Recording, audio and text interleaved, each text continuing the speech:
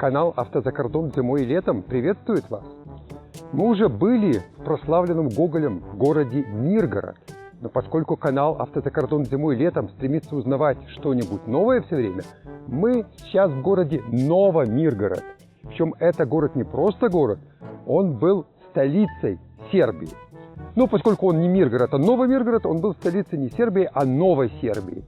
И что же случилось с тех времен, как он был столичным городом, мы сейчас и посмотрим. И познакомимся с 3 уникальными архитектурными сооружениями города, которые могут стать памятниками всеукраинского значения. Мы, ваши гиды, Татьяна Андреева и Константин Красовский, расскажем об истории этого города, части которого принадлежали к разным странам, губерниям и областям. Мы также продолжим знакомить вас с тем, как строились церкви в разные времена. И покажем, как сюда можно доехать И где остановиться. Новомиргород возник в 1740 году на месте зимовника казаков Миргородского полка во главе с полковником Василием Капнистом. О семействе графов-капнистов мы рассказывали в фильме о Козельщине. Новомиргород расположен на реке Большая Высь, в правом притоке реки Синюха, которая впадает в Южный Буг.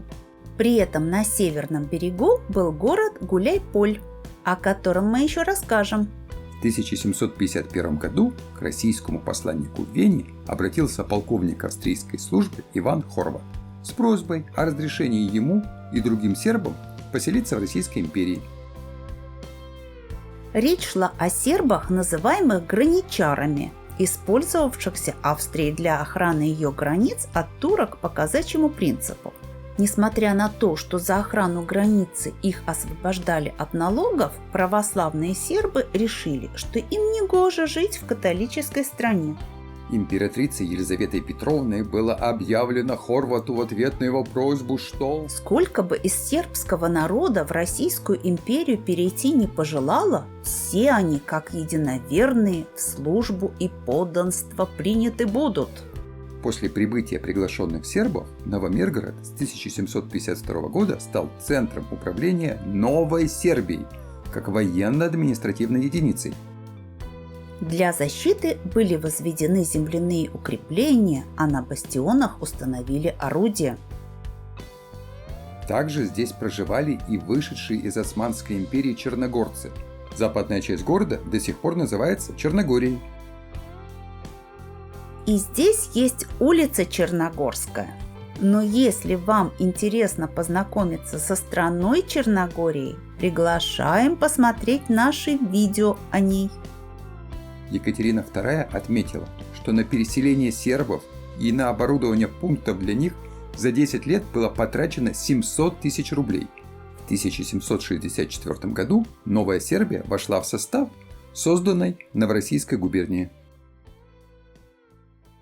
В 1766 году в Новомиргороде была построена Ильинская церковь, которой суждено было стать старейшим из сохранившихся архитектурных памятников Кировоградской области. Ильинская церковь является образцом тетраконхового храма. Конха по латыни раковина. Этим словом обозначают крыши апсид или других пристроек церквей меньшей высоты, чем центральная часть, и составляющих половину или четверть круга. Тетра – 4. Тетраконхи имеют в основе так называемый греческий крест с 4 лучами одинаковой длины. Эти храмы относятся к греко-византийскому типу культовой архитектуры. Они распространились в Украине во второй половине XVIII века. Тетраконхи строго центричные, однокупольные, с 4 пристроенными кседрами или апсидами. Часто это были храмы фортификационного характера. Всего в Украине известно 22 тетраконховых храма, из которых сохранились 16. На правобережье известен лишь один – в Новомиргороде. Кроме Ильинской церкви, в Новомиргороде был Николаевский собор высотой 40 метров, строительство которого было начато в 1752 году полковником Иваном Хорватом. Судя по сохранившимся фотографиям, церковь была построена в стиле классицизма. Церковь имела 4 яруса, которые завершались шароподобным шатром, увенчанным высоким шпилем. В колокольне находился колокол диаметром 2,5 метра. Его можно было слышать в радиусе 10-20 километров. Этот собор был расположен на территории современного городского парка. В 1932 году Николаевский собор был продан советскими властями на слом сахароварню, после чего взорван. Еще раньше с колокольни сняли колокола. В Новомиргороде есть уникальный архитектурный памятник. И это не церковь и не школа, это больница. Она была построена в 1913 году на средства вдовы купца Ганны Дмитрян. И для постройки она пригласила архитектора Якова Паученко, который не только спроектировал здание, а лично наблюдал и контролировал весь процесс строительства. С архитектурной точки зрения здание может быть отнесено к господствовавшему на рубеже XIX-XX веков стилю историзм, а точнее к той его ветви, которую именуют неорусским или псевдорусским стилем. Об этом говорят многочисленные элементы под русскую старину. Это и оформление окон кокошниками, и витые колонны, и причудливого вида украшения стен, для которых изготавливали специальной формы кирпич. Для цоколя были взяты гранитные блоки. Далее кирпич изготавливался на местном кирпичном заводе, причем Яков Паученко лично отбирал, пробовал кирпич. Наиболее крепкий, звонкий кирпич шел на внешнюю сторону, более крепкий, мы видим, он до сих пор сохранился. Кирпич не такой крепкий шел на внутренние помещения. Все это украшено такими красивыми узорами, выкладками.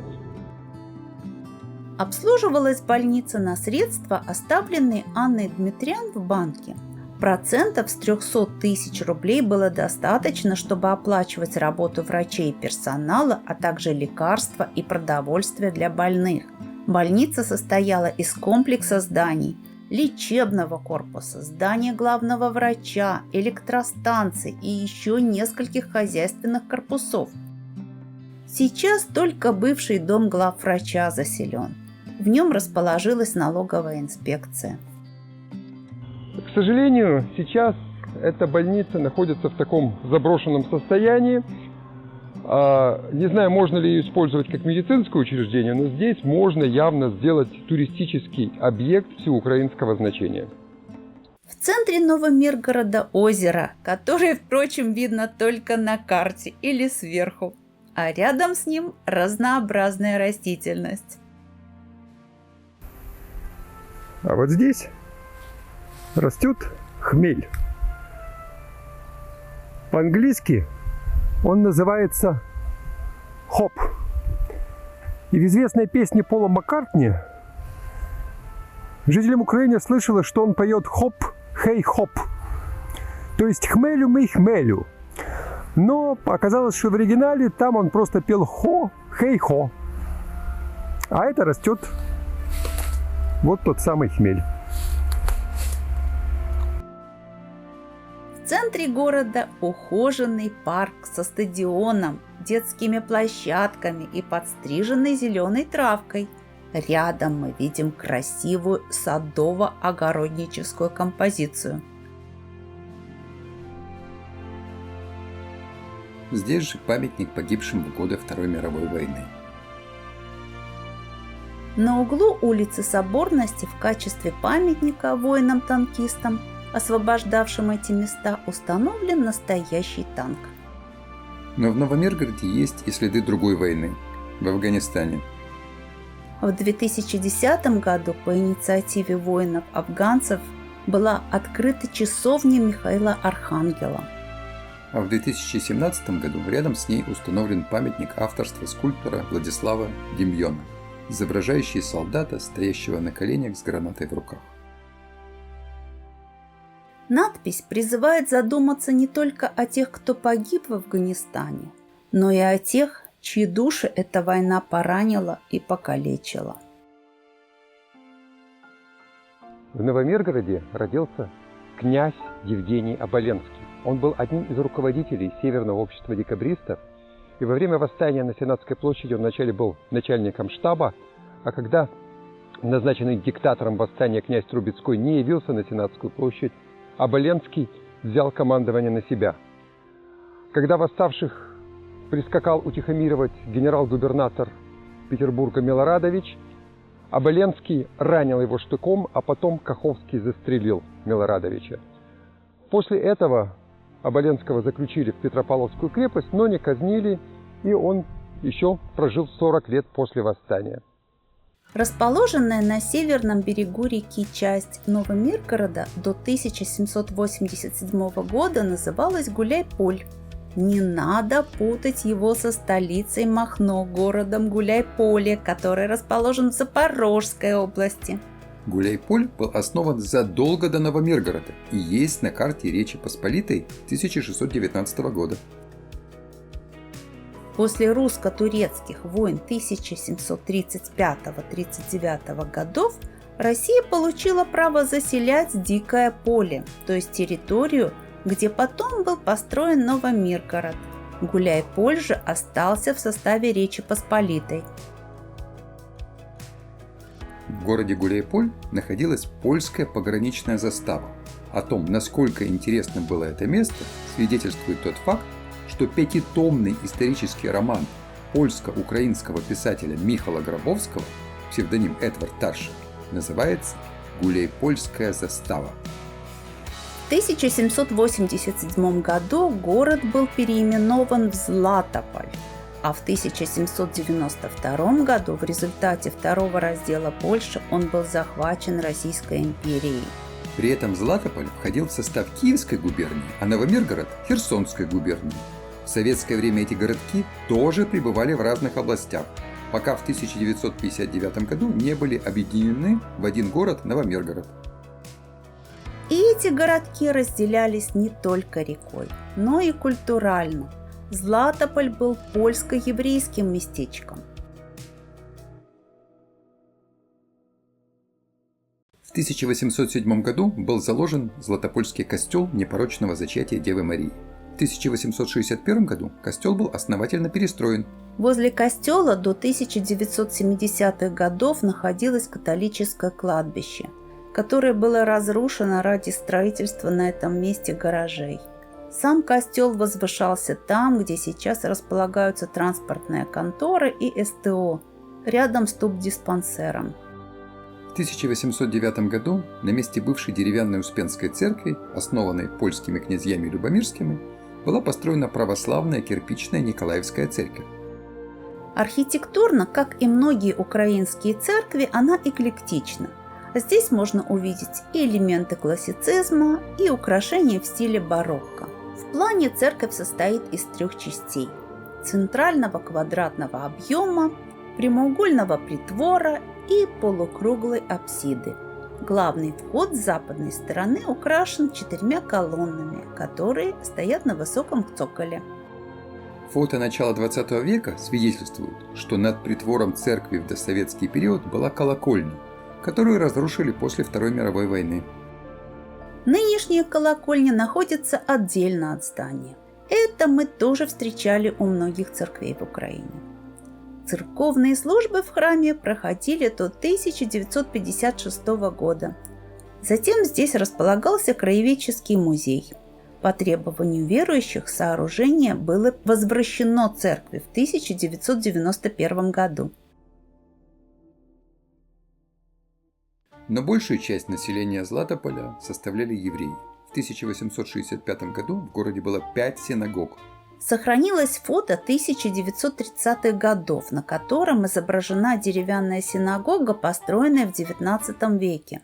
Мы едем по улице, которая теперь носит имя семьи Бродских. Основатель династии Израиль Бродский родился в Златополе. Он отправился в Смелу на сахарные заводы графа Бобринского и многому там научился, наблюдая за работой мастеровых и агрономов. Свой первый сахарорафинадный завод 23-летний Израиль Бродский основал в 1846 году в селе Лебедин, неподалеку от Златополя. На заработанные деньги в 1855 году Израиль Бродский основал в Златополе приют для бедных стариков. В 1875 году на средства Бродских сооружены еврейский дом презрения, больница, здание гимназии. В 1909 году там было 2 частных еврейских женских училища. В начале 1919 года войска директории учинили в Златополе 7-дневный еврейский погром. Около 70 евреев было убито. Большинство еврейских домов и магазинов разграблено и сожжено. 2 мая того же года погром в городе устроили отряды атамана Григорьева. Но евреи остались жить в городе и в 1926 году составляли 62% населения Златополя. Нацисты заняли Златополь 1 августа 1941 года. Уже в ноябре были убиты 174 еврея. В декабре еврейское население было загнано в гетто и уничтожено.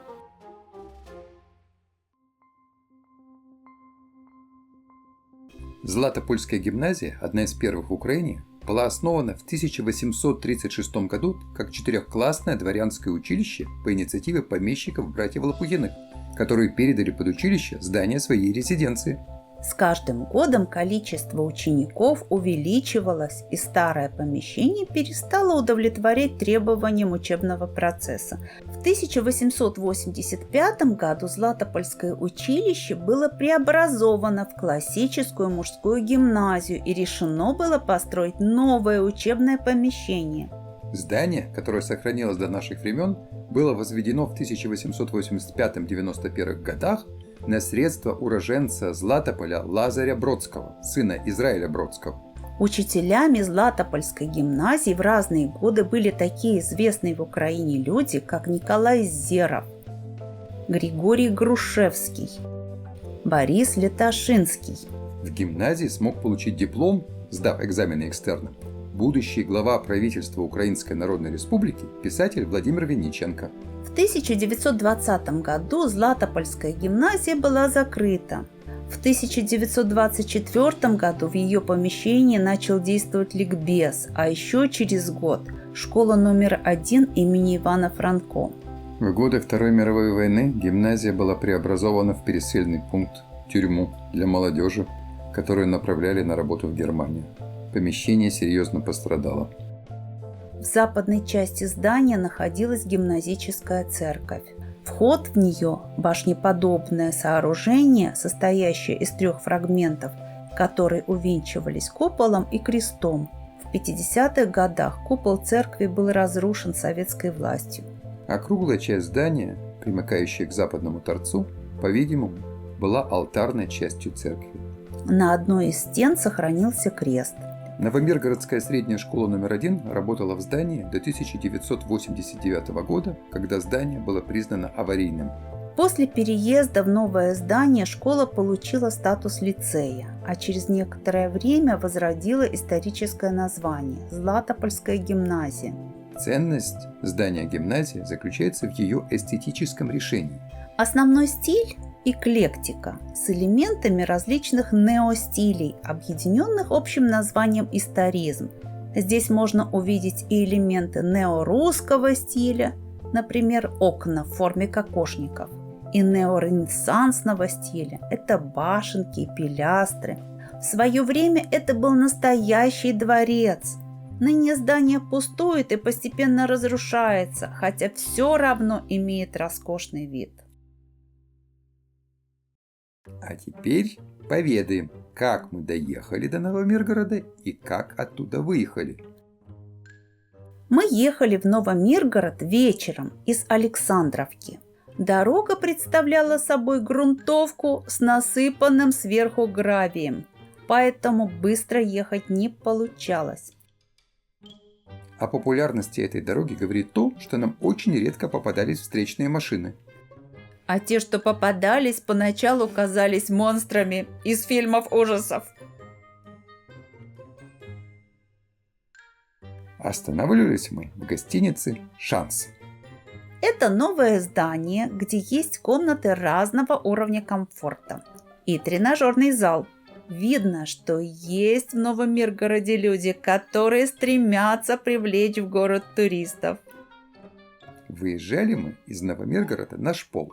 Эта дорога когда-то была асфальтирована, но теперь она вся в ямах. На некоторых участках лучше было ехать по обочине. О том, какая была скорость передвижения, говорит тот факт, что нас обогнал велосипедист.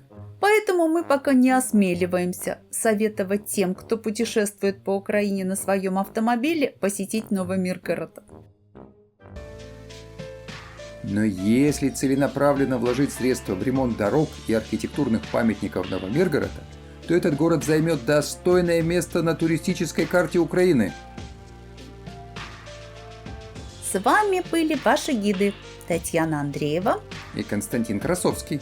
а мы едем дальше, чтобы показать вам другие достойные внимания города Украины и других стран. Если вам нравятся наши фильмы, ставьте лайки и делитесь ссылками с друзьями. Подписывайтесь на канал «Авто за кордон зимой и летом».